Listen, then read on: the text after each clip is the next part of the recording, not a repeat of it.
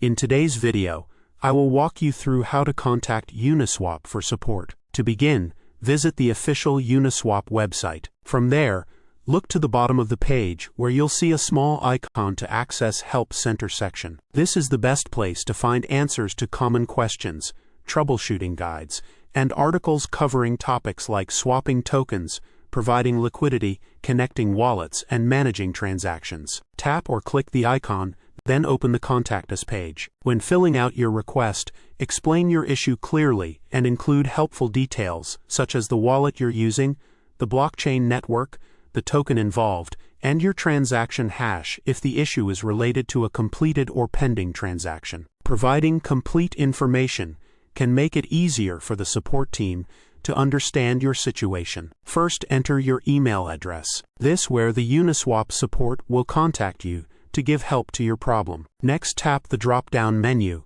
and select the problem you are experiencing. Then, in the Additional Details box, describe anything that may help you solve the problem. You can also attach any files to help you describe your issue you're having problem with. After you are done filling the form, you can now click the Submit button. And that's how to contact Uniswap support.